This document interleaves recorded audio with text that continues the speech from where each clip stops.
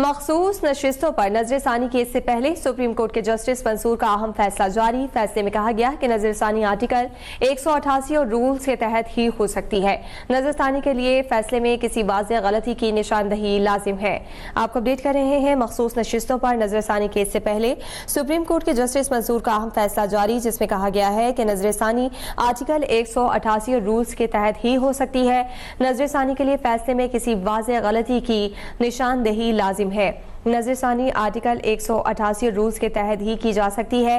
فیصلے میں مزید کہا گیا ہے کہ محض ایک فریق کا عدم اطمینان نظر ثانی کی بنیاد نہیں ہو سکتا۔ نظر ثانی کیس میں فریق پہلے سے مسترد ہو چکا نقطہ دوبارہ نہیں اٹھا سکتا، جبکہ نظر ثانی کی بنیاد پر یہ بھی نہیں بنایا جا سکتا کہ فیصلے میں دوسرا نقطہ نظر بھی آنا شامل ہو سکتا ہے۔ پاکستان میں اس وقت 22 لاکھ مقدمات زیر التوا ہیں۔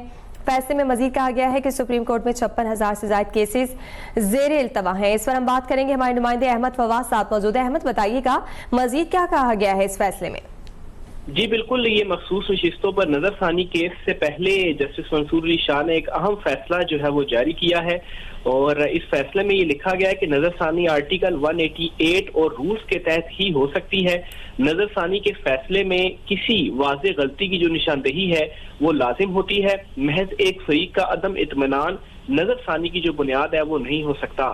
اپنے فیصلے میں جسٹس منصور علی شاہ نے یہ بھی کہا کہ نظر ثانی کیس میں فریق پہلے سے مسترد ہو چکا نقطہ دوبارہ نہیں اٹھا سکتا، اور نظر ثانی کی بنیاد یہ بھی نہیں بن سکتی کہ فیصلے میں دوسرا نقطہ نظر جو ہے وہ شامل کیا جائے۔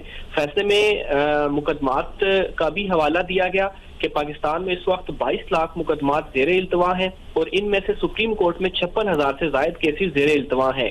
ان زیر التوا کیسز میں بڑا حصہ نظر ثانی درخواستوں کا بھی ہے، اس لیے من گھڑت قسم کی نظر ثانی درخواستوں کی جو حوصلہ شکنی ہے وہ ہونی چاہیے۔